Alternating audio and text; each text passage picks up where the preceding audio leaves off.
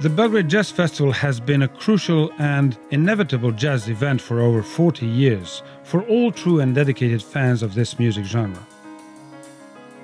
There are not many festivals in Europe that reached such an important jubilee as the 30th edition, but Belgrade has the honor to celebrate the longevity of one of the most recognizable and most successful events this year. The audience response certainly speaks to that, and the third night of the Belgrade Jazz Festival was sold out a few days ahead, and the main program gave the audience a chance to enjoy two exquisite European jazz musicians, Jakub Anderskov and Paolo Fresu. I was here, I think, maybe 10-12 years ago in the same place during the Jazz Festival with Afra Youssef, the Tunisian musician, and it was fantastic. I remember 12 years ago that it was a very nice vibe, and very young people was in the audience, and we was very happy.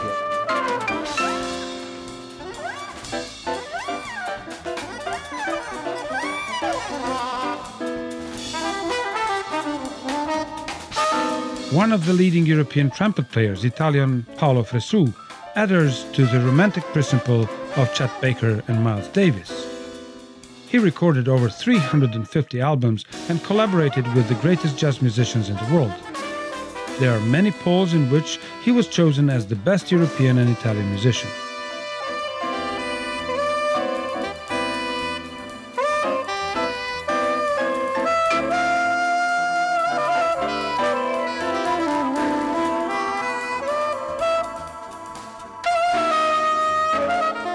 Well, I think that one of the best things in the Jazz Festival is the relationship between artist and audience. So when we are on stage, for example, tonight we are 5 people on stage, but the audience is a part of the show, is another musicians, you know, and is very important when one festival like this, like my festival in Sardinia, can try to put together people and energies in music, you know.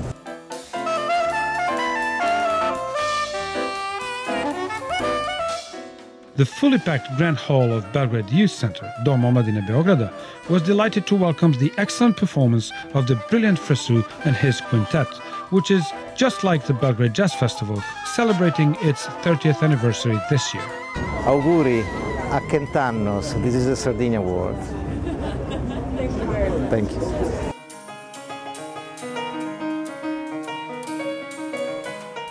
Pianist and composer Jakub Anderskov is one of the most talented and most productive Danish artists of today. I composed everything that the string players are playing, but the piano and the drum actions are quite improvised. So I'm, in a way, I know what the string players will play, but I don't know what I will play myself, and that's so it's very related to my way of thinking about improvisation.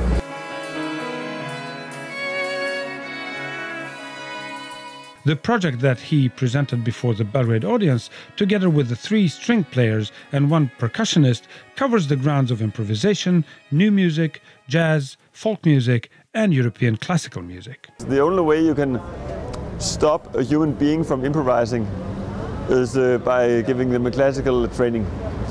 All other people, everyone who has not had a classical training, they can improvise by nature. They can sit at a piano and play something. It's only when you start to train yourself to think that it's not okay that you stop. Because it's just the same like when we talk. When we talk, we also improvise. You just said something to me that you never said before. And I'm saying something now that I never said before.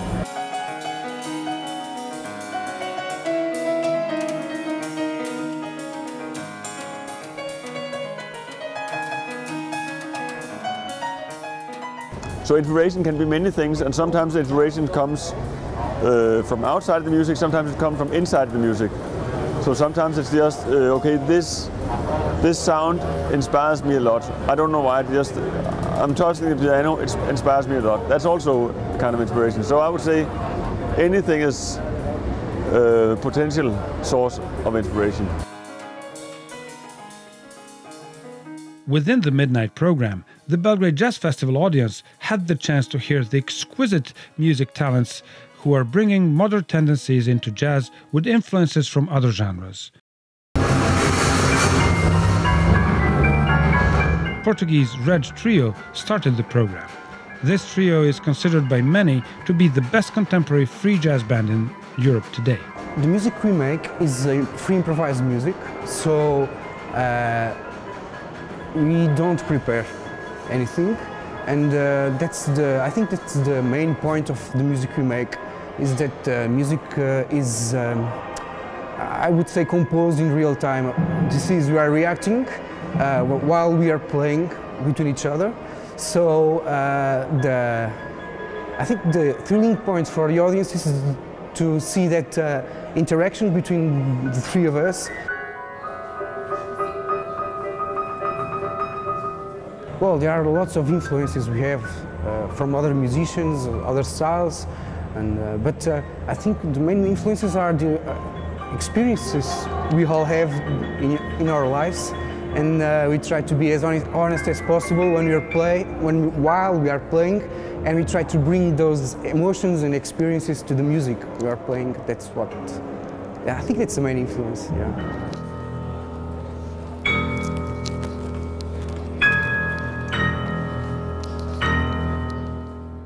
They presented avant-garde pieces, quick and vigorous and dynamic, but at moments surprisingly lyrical and meditative.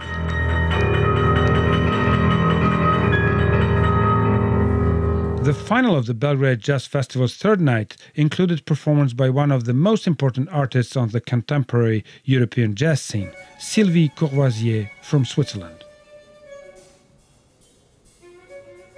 In collaboration with composer and one of the most authentic violin players today, American Mark Feldman, she leads a quartet made up of bass player Scott Colley and drummer Billy Mintz. It's a combination of one tune of Billy, a tune of mine, a tune of Mark, and it's from our last CD entitled Birdies for Lulu.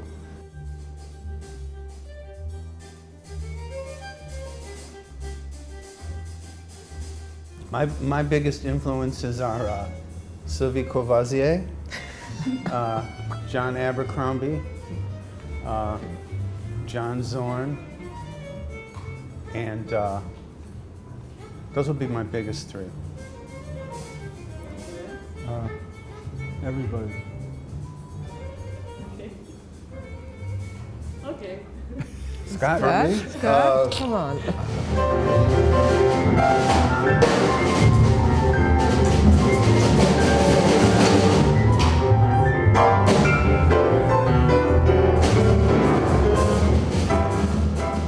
The audience truly enjoyed their performance, filled with creativity and innovation, strong jazz expression with a dash of improvisation by top-notch players.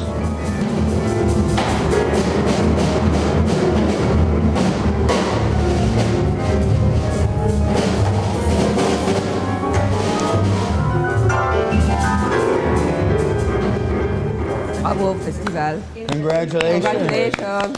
30 years. Woo. The next 60. Yeah, see you in 60 years. Really? Yeah. Great.